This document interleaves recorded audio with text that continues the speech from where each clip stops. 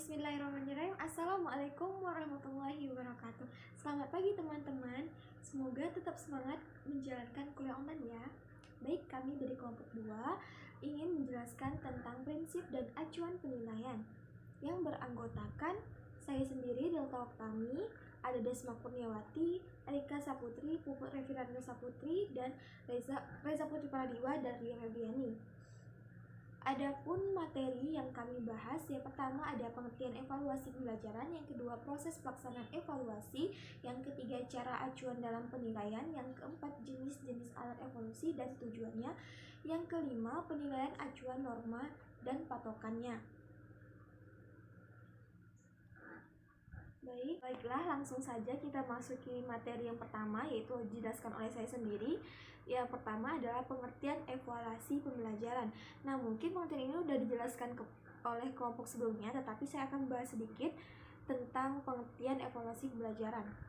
Nah, evaluasi pembelajaran adalah proses untuk menentukan nilai pembelajaran yang dilaksanakan dengan melalui kegiatan pengukuran dan penilaian dalam suatu pembelajaran. Pengukuran yang dimaksud di sini adalah proses membandingkan tingkat keberhasilan pembelajaran dengan ukuran keberhasilan pembelajaran yang telah ditentukan secara kuantitatif. Sedangkan penilaian dimaksud ini di sini adalah proses pembuatan keputusan nilai keberhasilan pembelajaran secara kualitatif. Teman-teman sudah tahu ya apa perbedaan yang kuantitatif dengan kualitatif. Mungkin bisa dicek lagi buku-buku sebelumnya apa perbedaan antara kuantitatif dan kualitatif. Oke, selanjutnya yaitu proses evaluasi dilaksanakan melalui 3 tahap, yaitu tahap perencanaan, yang kedua tahap pelaksanaan, yang ketiga pengolahan hasil dan pelaporan. Nah, adapun tujuan dari evaluasi pembelajaran adalah untuk menghimpun informasi yang dijadikan dasar untuk mengetahui taraf kemajuan, perkembangan, dan pencapaian belajar siswa, serta keefektifan pengajar guru. Evaluasi pembelajaran mencakup kegiatan pengukuran dan penilaian. Jadi tujuan evaluasi pembelajaran ini sangat berpengaruh dalam untuk menentukan keaktifan atau keefektifan dalam suatu pembelajaran. Baiklah, selanjutnya yaitu proses pelaksanaan evaluasi atau tahapan-tahapan pelaksanaan evaluasi. Nah, di sini banyak sekali pendapat dari ahli bahwa yang pertama ada Fouquet yang mengukakan langkah-langkah pelaksanaan evaluasi sebagai berikut. Yang pertama ada penetapan latar belakang evaluasi, yang kedua penetapan tujuan dari evaluasi, dan yang ketiga penetapan bentuk isi jawaban dari pertanyaan yang akan diajukan, yang keempat penetapan sumber informasi atau sasaran dari evaluasi, entah itu siswa atau dan sebagainya. Yang kelima penetapan pengumpulan data informasi menyangkut jenis, jumlah, waktu, dan lain-lain. Selanjutnya yang keenam penetapan alat perekam, bentuk rekaman, jenis atau mode rangkuman, fokus pada instrumen yang mana. Dan yang ketujuh tabulasi dan analisis data evaluasi. Yang ke-8 interpretasi data, pelaporan dan pengepakan data termasuk format tabel data sehingga menghasilkan kesimpulan yang benar. Nah, itu menurut Fouquet. Nah, selanjutnya yaitu langkah-langkah evaluasi menurut Sinaga 1986. Nah, menurut Sinaga, evaluasi tahapan atau proses dari evaluasi pembelajaran yang pertama itu ada evaluasi pra-program. Nah,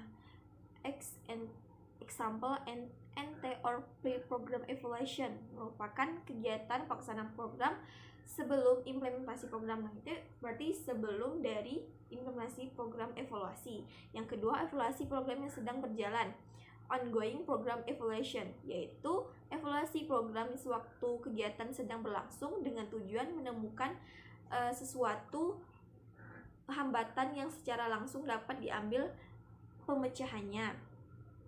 Yang ketiga, evaluasi pasca program, ex post program evaluation, yaitu evaluasi setelah implementasi kegiatan program ini melihatkan bagaimana dampak dan efektif dari program, apakah program ini baik atau tidak, atau perlu dilanjutkan atau dihentikan. Jadi langkah-langkah menurut evaluasi. Untuk materi selanjutnya itu ialah mengenai jenis-jenis alat evaluasi dan tujuan. Langsung saja kita masuk ke materi kita. yaitu jenis alat evaluasi. Nah, secara keseluruhan teknik ataupun bentuk evaluasi ini dapat dibagi atau digambarkan menjadi dua bagian. Yang pertama itu adalah teknik non-tes, dan yang selanjutnya itu ialah teknik tes. Nah, saat ini atau kali ini kita bahas terlebih dahulu mengenai teknik non-tes. Teknik non-tes ini sendiri ada beberapa macam. Di antaranya itu yang pertama itu adalah angket atau kuesioner. Mungkin teman-teman sudah paham ataupun sudah pernah mendengarnya. Nah, angket atau kuesioner ini merupakan suatu alat pengumpulan data yang berupa serangkaian atau pertanyaan yang diajukan kepada subjek untuk mendapatkan jawaban secara tertulis.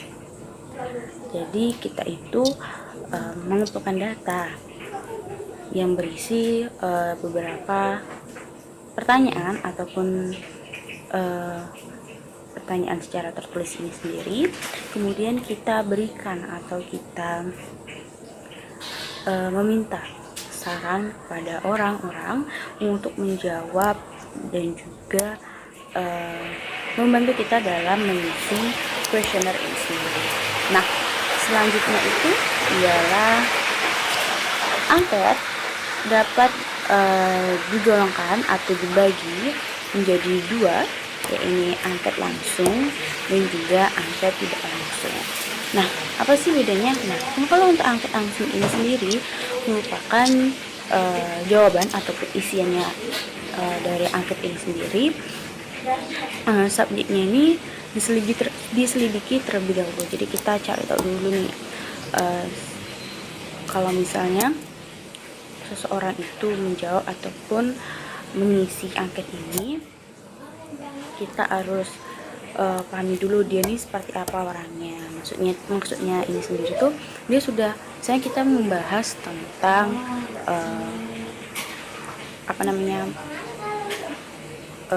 daring atau pembelajaran secara online.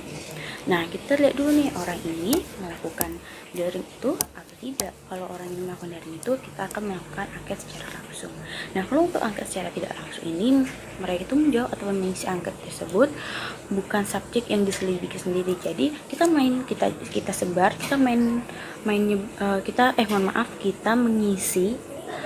angket tersebut, terus kita sebar biar orang itu menjawab ataupun mengisi, dan kita tidak berpikir itu tuh misalnya daring ya, dia tuh melakukan pembelajaran daring atau tidak, apakah di orang tua atau tidak, tapi kita main nyebar-nyebar gitu aja. Itu adalah angket secara tidak langsung. Kita masuk ke pembahasan kita selanjutnya, yaitu mengenai kelebihan dari angket.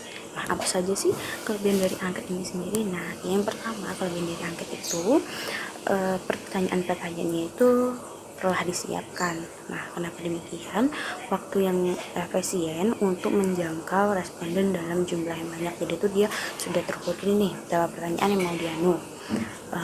Habis itu kira-kira respondennya itu jumlahnya berapa. Jadi istilahnya sudah dipantau, sudah di survei lah berapa mau yang mana-mana, mau berapa aja gitu. Nah, selanjutnya itu apa nih? Selanjutnya dengan adanya angket responden ini, dia dapat lebih luasa dalam menjawab di mana saja, kapan saja, maupun tanpa terkesan istilahnya terpaksa. Jadi dia tuh bisa ngelakuin di mana saja kok, bisa sambil baring, sambil teleponan, ataupun sambil chatan sambil melakukan kegiatan ataupun aktivitas lainnya. Nah, selanjutnya itu ada kelebihannya itu adalah pada saat lokasi responden jaraknya cukup jauh, metode pengumpulan data yang paling mudah adalah dengan angket. Kalau misalnya nih jarak dari rumahnya ke tempat untuk melakukan surveinya cukup jauh, jadi bisa dengan menggunakan angket ini. Kalau misalnya tidak ada kendaraan atau hal sebagainya. Nah, selanjutnya ini apa nih? Selanjutnya kelebihan dari angket ini sendiri, dia itu cenderung akan memberikan kesempatan mudah pada responden khususnya untuk berdiskusi dengan temannya apabila menemukan pertanyaan yang suka untuk dijawab. Jadi mereka bisa saling sharing, bisa saling bertanya kalau misalnya tidak tahu nih mau jawab apa. Jadi mereka yang misalnya mendapatkan angket yang sama, jadi mereka lebih ini gimana ya, ini pertanyaannya maksudnya apa, bisa saling share, bisa saling tukar pikiran. Nah, adapun kelemahan ataupun kekurangan dari angket ini sendiri, yang pertama itu apabila penelitian membutuhkan reaksi yang sifatnya spontan dengan metode ini kurang tepat. Kenapa demikian? Kalau misalnya angket ini kan dia tuh istilahnya kita mikir dulu nih jawabannya mau apa, mau seperti apa. Tapi kalau misalnya kita langsung bertanya mengenai isi angket ini itu, dan penelitian biasanya menggunakan atau bersifat spontan. Spontan itu misalnya kita saling bertanya antara satu dan lainnya biar bisa mendapatkan jawaban yang pasti lah, maksudnya yang benar-benar pure langsung. Kalau misalnya angket kan ini misalnya berpikir dulu kita mau jawab apa, bisa sharing dulu ke teman ini mau jawab apa gitu. Nah, yang kedua itu metodenya kurang fleksibel.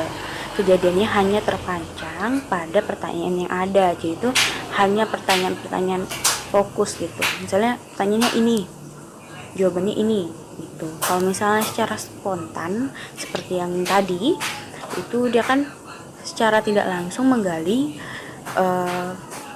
pemikiran dari si penanya. Habis ini mau nanya apa nih? Habis ini mau nanya apa? Mungkin bisa ditarik lagi atau bisa diperpanjang lagi pertanyaan-pertanyaan tersebut. Nah, selanjutnya, jawaban yang diberikan oleh responden akan terpengaruh oleh keadaan global dari pertanyaannya. Jadi itu pertanyaan itu bisa diberikan oleh responden itu bisa lumayan cukup luas, misalnya yang ditanya apa, jawabnya apa gitu. Jadi istilahnya melenceng lah gitu. Nah, yang selanjutnya sulit bagi peneliti untuk mengetahui maksud dari apakah sudah responden tersebut sudah terjawab atau belum. Maksudnya tuh gini, misalnya kita bertanya nih, mereka menjawab. Nah, mereka tuh sebenarnya sudah paham atau sudah tahu belum ini isinya apa, atau hanya asal isi aja atau tidak. Nah, atau bahkan mereka tuh isinya tuh kayak istilah sembarang, sehingga peneliti ataupun orang yang membuat angket tersebut jadi bingung, dia tuh sudah terjawab atau belum sih ini gitu. Nah, selanjutnya ada kemungkinan terjadi respon yang salah dari responden, seperti pada poin yang ketiga ya, dia tuh saya yang ditanya apa, dia tuh tidak paham apa maksud dari pertanyaan tersebut. Jadi mereka tuh istilahnya jadi apa ya, menjawab apa ya gitu. Nah, oke, itu saja. Selanjutnya itu kita masuk ke wawancara atau interview. Wawancara atau interview ini sering kali digunakan dalam melamar pekerjaan dan lain sebagainya. Wawancara ini mempunyai definisi tersendiri, yaitu suatu proses yang mana proses komunikasi interaksional antara dua pihak. Nah, selanjutnya pada konseling khususnya ya, untuk mengetahui lebih terkait pada adanya permasalahan dan mencari penyelesaiannya, sedangkan pada kualitatif untuk memperoleh data penelitian. Jadi tuh wawancara ini atau interview ini sama seperti konseling ya, sehingga orang tersebut dapat tahu nih terkait dia tuh permasalahannya itu seperti apa, penyelesaiannya itu seperti apa gitu ya.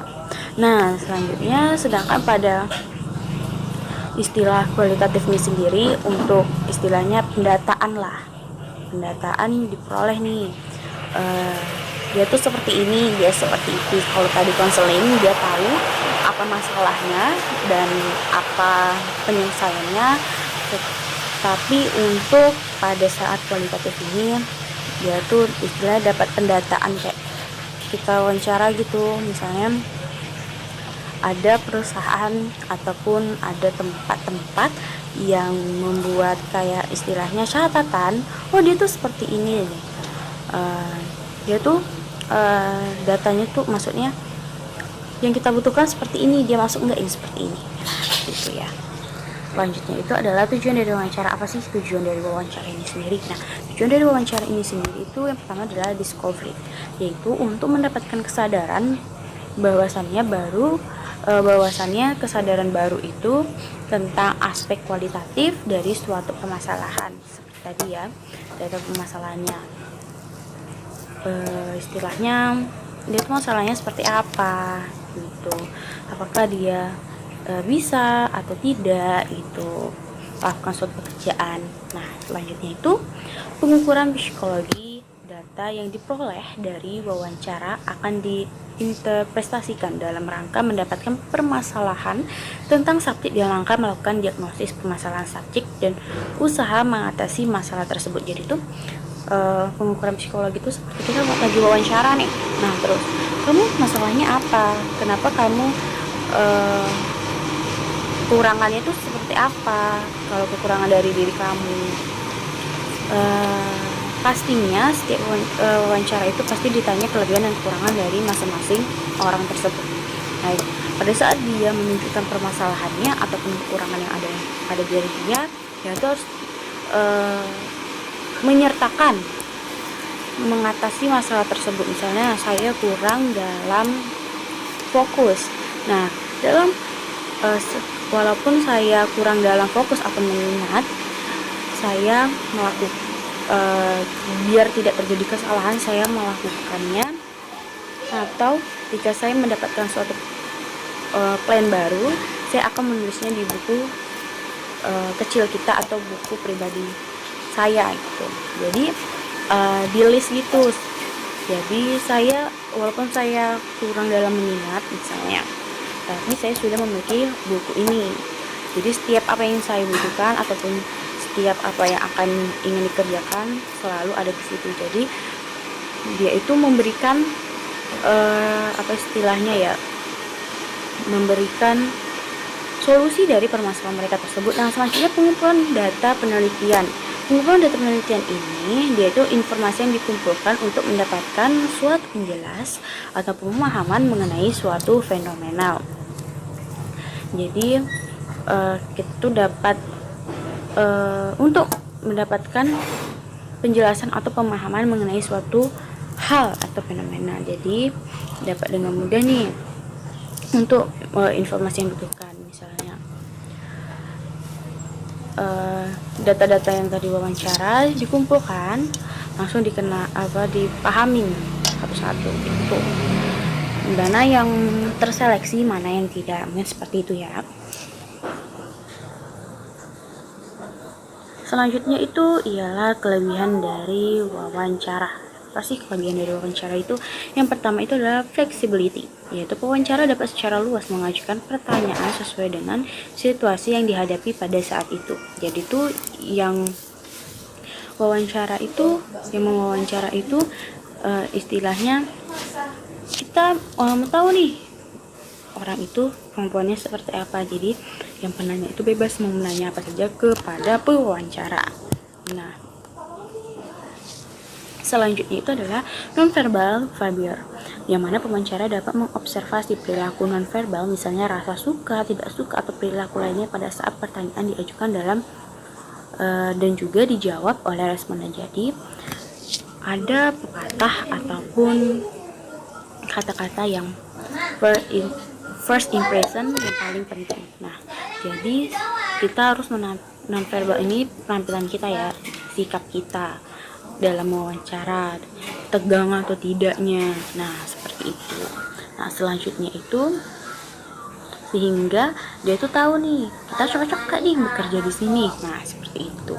Nah, kelebihan selanjutnya itu questionnaire order, yaitu pertanyaan dapat diajukan secara berurutan sehingga responden dapat memahami maksud dari penelitian secara baik, sehingga responden dapat menjawab pertanyaan dengan baik.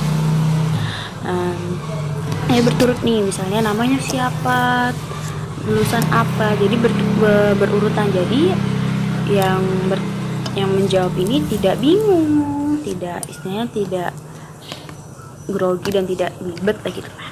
Nah, selanjutnya nih apa ya? Selanjutnya itu adalah responder alone can answer. Maaf, responden alone can answer. Nah, yang mana jawaban itu tidak dibuat oleh orang lain, tetapi benar oleh responden yang telah ditetapkan. Jadi berbeda dengan istilahnya gini lah, dia itu mau spontan dari jawaban dia. Jadi tidak ada berpikir terlebih dahulu. Jadi apapun yang ditanyakan dia langsung menjawabnya dengan secara spontan dan juga dengan apa yang ada di isi otak mereka. Nah, hal ini karena apa? Karena kalau misalnya wawancara secara online ataupun dengan angket tadi, dia tuh bisa berpikir terlebih dahulu, di jawaban yang bagus seperti apa ya, biar dia bisa terima di dalam situ. Nah, tidak. Kalau yang ini dia tuh respondennya itu langsung. Nah, seperti itu. Nah, selanjutnya itu ialah greater complexity of questionnaire. Nah, di mana kuesioner umumnya berisi pertanyaan yang mudah dijawab oleh responden. Jadi dia itu berisi pertanyaan-pertanyaan yang mudah seperti nama, kekurangan, kelebihan kamu, dan sebagainya. Selanjutnya itu adalah completeness atau pewawancara dapat memperoleh jawaban atas seluruh pertanyaan yang diajukan. Yaitu pewawancara ini dapat memperoleh jawaban apa yang ingin mereka tanyakan. Nah, seperti itu. Nah, selanjutnya itu ialah kekurangan dari wawancara. Selanjutnya ini adalah kekurangan dari wawancara. Apa sih kekurangan dari wawancara ini sendiri? Nah, kekurangan dari wawancara itu yang pertama, mengadakan wawancara dengan suatu individu kan dengan satu persatu memerlukan pastinya banyak waktu, tenaga, dan bahkan juga mengeluarkan biaya-biaya yang cukup besar. Yang mana pada saat wawancara pasti yang bertanya itu satu-satu majunya, sehingga memerlukan cukup banyak waktu dan juga tenaga bagi si pewawancara ataupun yang wawancara. Selanjutnya adalah interview bias, yang mana dilakukan secara tatap muka, namun kesalahan bertanya dan juga kesalahan dalam menafsirkan jawaban masih bisa terjadi. Jadi apa yang ditanya oleh wawancara belum tentu sesuai dengan apa yang dijawab oleh si pewawancara begitu. Nah, selanjutnya itu adalah keberhasilan wawancara sangatlah bergantung dari kepandaian pewawancara dalam melakukan hubungan antar manusia atau human relation, yang mana pada saat wawancara ini tergantung pada diri kita sendiri ya, bagi si pewawancara, bagaimana cara kita menjawabnya, bagaimana cara kita meyakinkan orang yang mewawancara kita tersebut, baik itu dalam suatu perusahaan ataupun yang lainnya. Nah, selanjutnya itu adalah wawancara tidak selalu tepat pada kondisi-kondisi tempat tertentu, misalnya di lokasi-lokasi ribut dan juga ramai, jadi kondisinya ataupun wawancara itu tidak selalu tempatnya itu hening, habis itu hikmat, enggak ya, mungkin ada masanya mungkin dia melakukan wawancara tersebut di ruangan terbuka ataupun lain sebagainya. Nah, selanjutnya itu sangat tergantung pada kesediaan ataupun kemampuan dari keadaan sementara dari subjek wawancara yang mungkin menghambat ketelitian hasil wawancara ini sendiri. Jadi bagaimana seperti pada poin yang ketiga tadi ya, dia itu tergantung pada siap tidak kita melakukan wawancara ini, kita sudah mahir atau tidak, baik itu dalam meyakinkan ataupun hal segala macam. Nah, selanjutnya itu adalah jangkauan responden relatif kecil dan memakan waktu lebih lama daripada angket dan biaya relatif lebih mahal. Nah, ini sama seperti yang pertama tadi, dia itu tidak hanya memakan waktu saja, memakan energi, tapi bahkan memakan biaya. Nah, selanjutnya itu ialah kita masuk ke pengamatan observasi.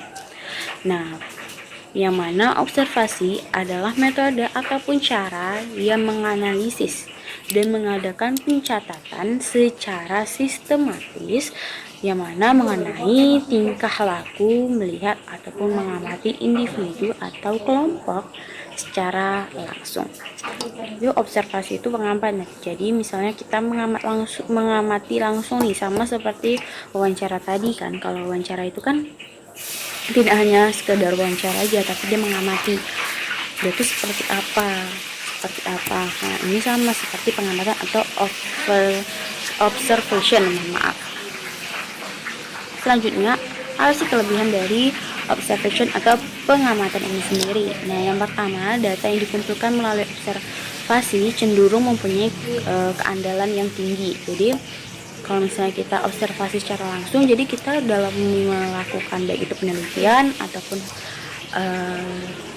laporan-laporan lainnya, kita tuh lebih memahami ataupun menguasai materi tersebut karena kita sudah melihat sendiri. Nah, selanjutnya dapat menggambarkan lingkungan fisik dari kegiatan-kegiatan, misalnya tata letak fisik, peralatan, penerangan, gangguan suara, dan lainnya. Sama seperti poin yang pertama tadi, dia itu dapat menunjukkan, oh ini seperti apa, keadaannya ini seperti apa, seperti itu. Sama seperti halnya kita melakukan penelitian di suatu desa ataupun penelitian lainnya yang mana membutuhkan pengamatan yang cukup jeli. Jadi misalnya di dalam laporan tersebut tidak hanya pemahaman saja yang dibutuhkan, tetapi dia tuh istilah gini, misalnya kita wawancara pada salah satu orang, jadi kita harus tahu orang itu tinggalnya di mana, apa aja, apa kaitannya dengan survei yang kita lakukan, dan segala macam. Nah, selanjutnya dapat melihat secara langsung apa yang sedang dikerjakan, pekerjaan yang rumit kadang-kadang sulit untuk diterangkan. Nah, seperti yang sama dengan poin-poin yang lain, jadi itu kita tahu nih atau kita mengamati dia itu seperti apa, melakukan pekerjaan itu seperti apa. Misalnya dia istilahnya bekerja sebagai buruh bangunan ataupun mengurus ART misalnya, kita tahu dia itu melakukan kerjaan yang mereka lakukan itu seperti apa aja yang mereka lakukan, segala macam. Nah, selanjutnya itu dapat mengukur tingkat suatu pekerjaan dalam hal waktu yang dibutuhkan untuk menyelesaikan suatu unit pekerjaan tertentu. Jadi itu kita sama dengan poin-poin yang lain, jadi kita itu tahu nih dapat mengukur dia tuh resiko pekerjaannya itu seperti apa aja yang dapat membahayakan dia, dan segala macam seperti itu ya. Nah, apa sih kekurangan dari pengamatan ini? Kekurangan dari pengamatan atau observasi ini sendiri, yang pertama, umumnya orang yang diamati merasa terganggu atau tidak nyaman sehingga akan melakukan pekerjaannya dengan tidak semestinya. Sama halnya misalnya kita membuat kue ataupun kita memasak di depan suatu kompetisi memasak misalnya, ataupun kompetisi menyanyi. Terus kan kita istilahnya nggak bebas gitu dalam dalam melakukan sesuatu. Saya kita memasak, tahu-taunya yang biasanya kita memotong bawang ataupun hal segala macam lancar, tiba-tiba ada aja kendalanya yang kegedean harus segala macam seperti itu. Nah, yang kedua, pekerjaan yang sedang diamati mungkin tidak mewakili suatu tingkat kesulitan pekerjaan tertentu atau kegiatan-kegiatan khusus yang tidak selalu dilakukan atau volume kegiatan tertentu. Nah, maksudnya itu seperti apa? Pekerjaan yang sedang diamati mungkin tidak mewakili suatu tingkatan kesulitan, misalnya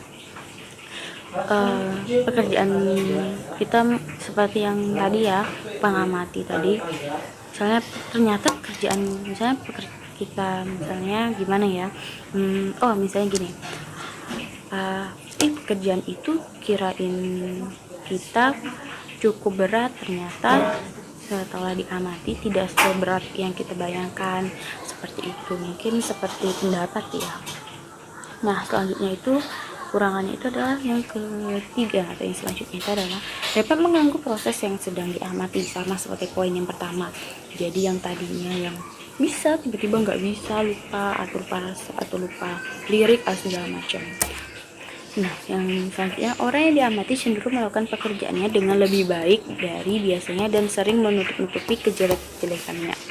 Nah, mungkin kebalikan ya dari tadi. Mungkin kalau yang poin yang pertama tadi itu nervous atau grogi gitu. Nah, kalau poin yang ini dia tuh mungkin yang awalnya kerjaan dia tidak cukup baik, tapi dia berusaha untuk bukan menjadi diri dia pada saat itu. Waktu ada orang saat mengamatinya, tapi pada saat orang pengamatan itu tidak ada, dia akan melakukan pekerjaan suka-suka mereka, tidak sesuai dengan kenyataan gitulah. Selanjutnya kita masuk ke inventory atau inventory ya. Maaf, inventory ini yang mana pada hakikatnya tidak banyak berbeda dengan angket. Nah, kenapa demikian? Inventory ini mengandung sejumlah pertanyaan-pertanyaan yang tersusun dalam rangka baik itu mengetahui sikap, pendapat, dan juga perasaan siswa terhadap kegiatan pembelajaran. Yang mana data sebagian informasi umumnya itu telah disediakan dalam bentuk pilihan ganda yang harus dipilih oleh siswanya. Nah, selanjutnya itu adalah daftar cek atau checklist. Mungkin biasa teman-teman semua mendengar checklist itu mungkin pada saat absen dan segala macam ya, atau mengisi jawaban yang hanya atau mengisi kuesioner yang hanya checklist saja gitu. Nah, daftar cek ini atau checklist ini sendiri merupakan sederetan pertanyaan-pertanyaan atau pernyataan yang harus dijawab responden dengan membutuhkan tanda cek atau tanda benar pada tempat yang telah disediakan. Mungkin misalnya saja, mungkin teman-teman pernah disuruh mengisi kuesioner yang berisi benar atau salah dari pertanyaan tersebut.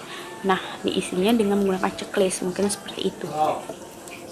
Nah, selanjutnya ini adalah teknik tes. Nah, untuk teknik tes ini akan dilanjutkan oleh rekan saya selanjutnya.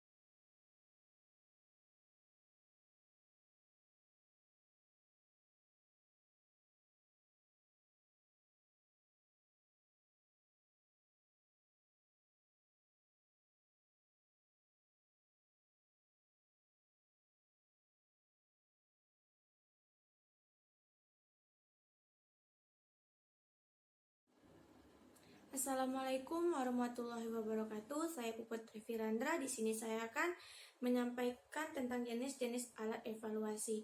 Nah, yang kedua itu ada teknik tes. Nah, tes itu adalah hanya merupakan alat dan bukan merupakan tujuan. Sedangkan tujuannya adalah terletak pada apakah maksud kita memberikan tes itu. Nah, selanjutnya itu ada tertulis atau written test. Nah, written test ini adalah hasil yang diperoleh dari tes atau alat itu boleh dikatakan akan tepat. Artinya benar-benar akan memberikan gambaran yang sesuai dengan keadaannya. Bahwa dengan dipergunakan tes sebagai alat untuk memperoleh data-data itu dapat dilaksanakan secara tepat, tidak memakan waktu yang lama. Untuk memperoleh suatu data tidak perlu berhari-hari, bahkan cukup beberapa jam saja jika menggunakan tertulis atau written test. Selanjutnya ada tes objektif. Nah, tes objektif ini dibagi menjadi 5. Yang pertama itu yaitu bentuk benar salah. Soal-soalnya berupa pertanyaan-pertanyaan atau statement. Nah, statement tersebut ada yang benar dan ada yang salah. Jika kamu menyatakan benar, maka bulatkan tanda B. Itu artinya benar. Tetapi jika kamu menyatakan salah, maka bulatkan tanda S, maka itu berarti salah. Nah, seperti slide selanjutnya yaitu di mana ada contohnya. Nah, jika kamu menyatakan benar, maka kamu tulis itu B artinya benar, dan jika kamu katakan salah, berarti tulis itu artinya S artinya salah. Selanjutnya ada tes objektif. Bentuk menjodohkan mating test dapat kita ganti dengan istilah mempertandingkan, mencocokkan, memasangkan, atau menjodohkan. Jadi tes yang selanjutnya yang kedua ini yaitu dimaksud dengan mencocokkan jawaban mana yang benar dengan benar. Nah, seperti di slide selanjutnya yaitu contoh di mana pernyataan yang dimaksud itu benar, maka gariskan dengan jawaban yang benar. Selanjutnya, tes objektif berbentuk lisan, completion test biasa kita sebut dengan istilah tes isian. Tes menyempurnakan atau tes melengkapi. Completion test terdiri atas kalimat-kalimat yang ada bagian-bagiannya yang dihilangkan. Bagian yang dihilangkan atau yang harus diisi oleh murid ini adalah merupakan pengertian yang kita minta dari murid. Nah, seperti slide selanjutnya yaitu contoh yang dimaksud dengan bentuk isian completion test tersebut. Selanjutnya di situ ada juga tes objektif, di mana bentuk pilihan ganda multiple choice test terdiri atas suatu keterangan atau pemberitahuan tentang suatu pengertian yang belum lengkap, dan untuk melengkapinya harus memilih satu dari beberapa kemungkinan jawaban yang telah disediakan. Atau multiple choice test terdiri atas bagian keterangan atau sistem dan bagian kemungkinan jawaban atau alternatif atau option.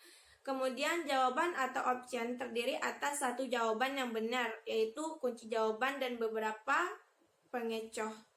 Nah, jadi seperti slide selanjutnya itu contohnya yang dimaksud dengan yaitu contoh soal objektif, di mana ada beberapa objektif yang dipilih dan di salah satunya itu ada jawaban yang benar dan yang lainnya hanya mengecoh atau mungkin agar murid terkeliru.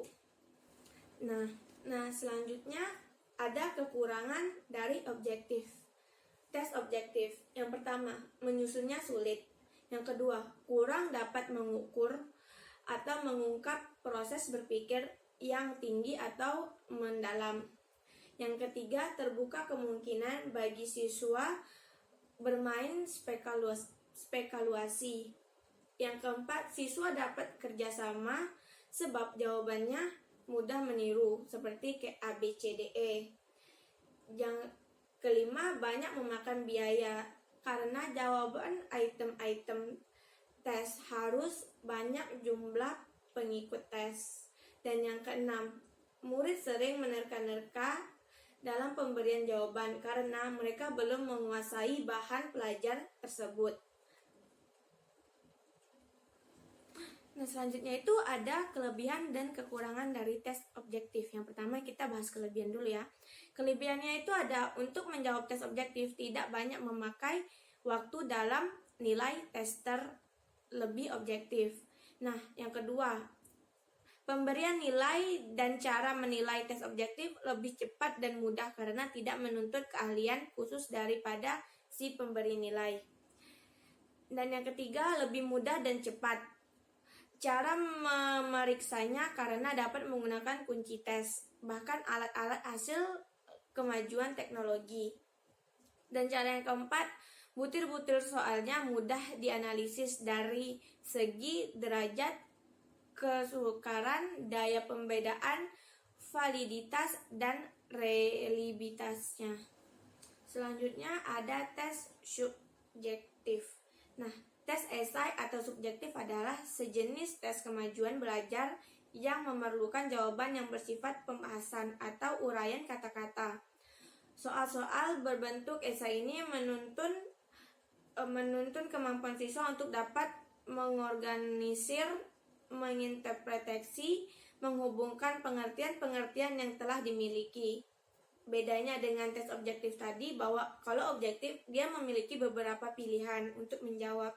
Jika tes subjektif ini dia tidak diberikan pilihan tetapi hanya seperti kayak titik-titik doang, dan itu jawaban siswa sendiri yang harus ngisi dengan pemikiran sendiri.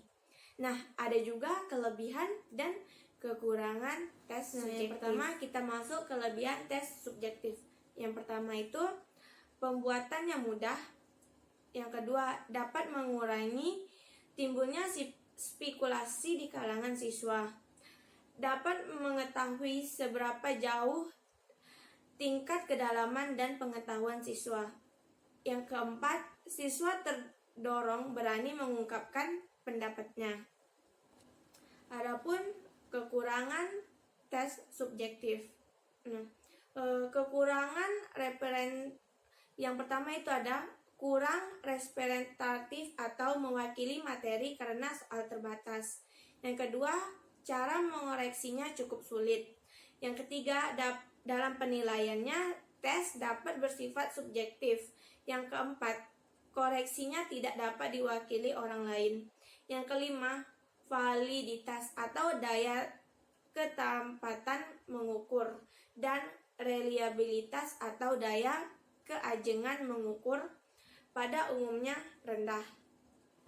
Selanjutnya itu ada lisan atau oral test. Nah, tes lisan adalah tes yang pelaksanaannya dilakukan dengan mengadakan tanya jawab secara langsung antara pendidik dan peserta didik. Menjelaskan bahwa tes ini termasuk kelompok tes verbal, yaitu tes soal atau jawaban menggunakan bahasa lisan. Nah, dalam segi persiapan dan cara bertanya, tes lisan dibedakan menjadi dua. Yang pertama, tes lisan bebas, yaitu pendidik dalam memberikan soal kepada peserta didik tanpa menggunakan pedoman yang dipersiapkan secara tertulis. Jadi peserta didik dia menjawab dengan seadanya, tidak diberikan buku atau tulisan. Nah, yang kedua itu tes lisan berpedoman, pendidik menggunakan pedoman tertulis tentang apa yang akan ditanyakan kepada peserta didik. Selanjutnya ada kelebihan dan kekurangan dari tes lisan ini. Yang pertama yang akan saya bahas di sini adalah kelebihan dari tes lisan. Yang pertama, dapat menilai kemampuan dan tingkat pengetahuan siswa. Yang kedua, hasil tes dapat langsung diketahui peserta didik. Yang ketiga, bagi peserta didik yang kemampuan berpikir relatif lambat sehingga sering mengalami kesukaran dalam memahami pertanyaan soal.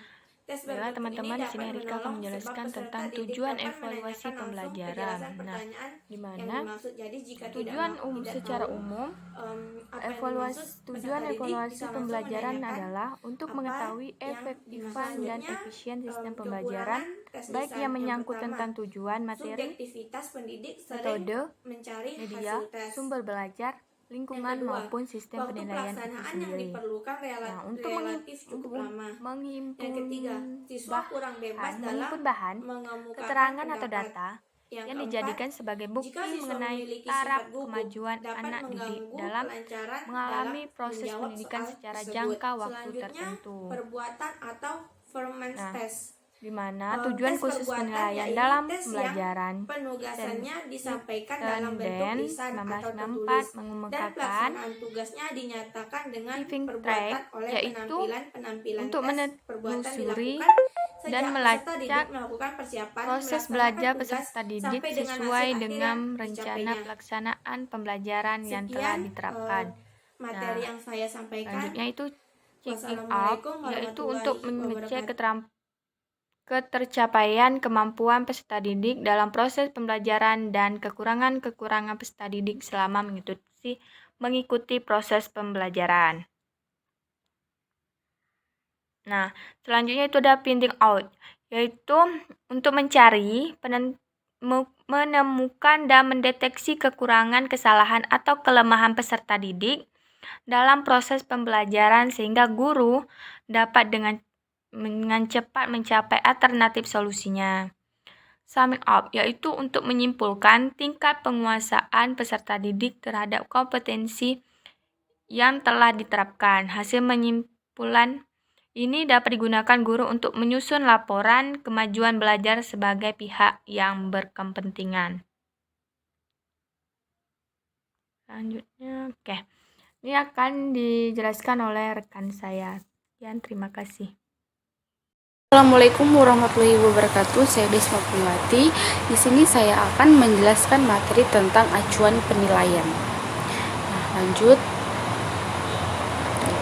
Acuan penilaian. Acuan penilaian adalah pengelola hasil pengukuran dalam evaluasi pembelajaran yang dilakukan sesuai dengan tujuan pengukuran yang dilaksanakan.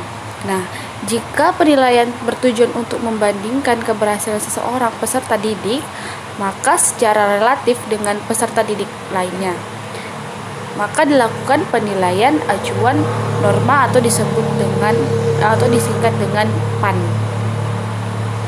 Nah, acuan penilaian ini dibagi menjadi dua, antara lain yang pertama ada penilaian acuan norma atau PAN, yang kedua penilaian acuan patokan atau PAP.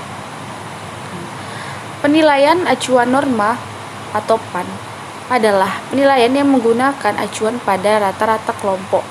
Nah, dengan demikian dapat diketahui posisi kemampuan siswa dalam kelompoknya. Nah, untuk itu norma atau kriteria yang digunakan dalam menentukan derajat peserta seseorang siswa selalu dibandingkan dengan nilai rata-rata kelasnya. Nah, tujuan penilaian dari acuan PAN ini untuk membedakan peserta didik atas kelompok-kelompok tingkat kemampuan, mulai dari yang rendah sampai yang tinggi. Lanjut. Penilaian acuan norma atau disebut dengan PAN.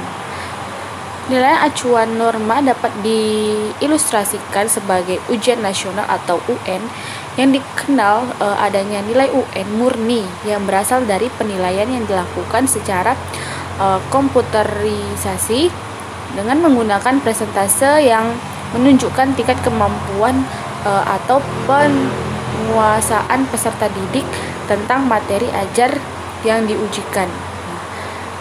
Penilaian acuan norma ini adalah penilaian dilakukan dengan mengacu pada norma kelompok. Nilai-nilai yang diperoleh siswa dibandingkan dengan nilai-nilai siswa yang lain yang termasuk di dalam kelompok itu. Assalamualaikum warahmatullahi wabarakatuh. Di sini Erika akan menjelaskan yaitu tentang penilaian acuan patokan atau disingkat dengan PAP. Nah, di mana tujuannya itu penilaian acuan patokan adalah untuk mengukur secara pasti tujuan atau kompetensi yang ditetapkan sebagai kriteria keberhasilan. Nah, penilaian acuan patokan itu tersendiri adalah penilaian yang menggunakan acuan pada tujuan atau kompetensi yang harus dikuasai siswanya. Nah, tujuan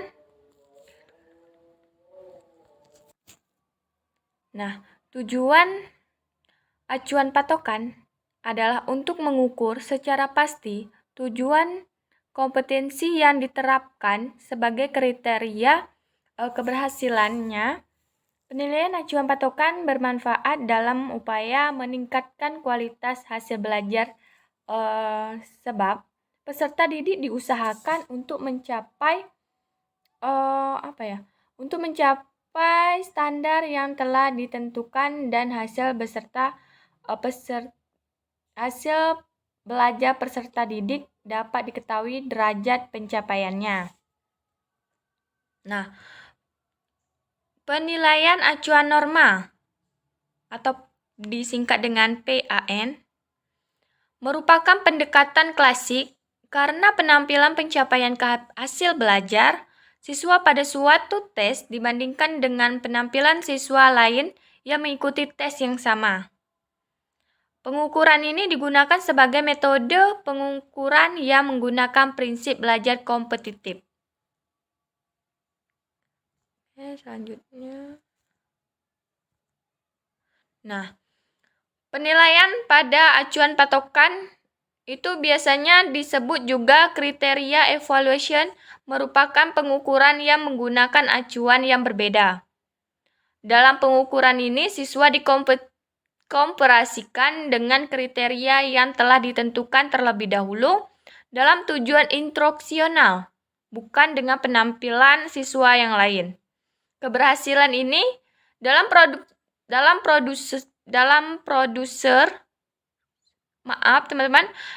prosedur acuan patokan tergantung pada penguasaan materi atas kriteria yang telah dijabarkan dalam item-item pertanyaan guna mendukung tujuan instruksional.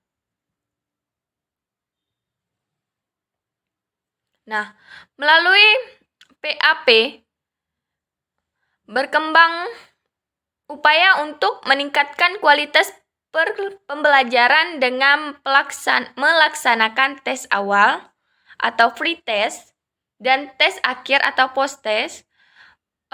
Perbedaan hasil tes akhir dengan tes awal merupakan petunjuk tentang kualitas proses pembelajaran.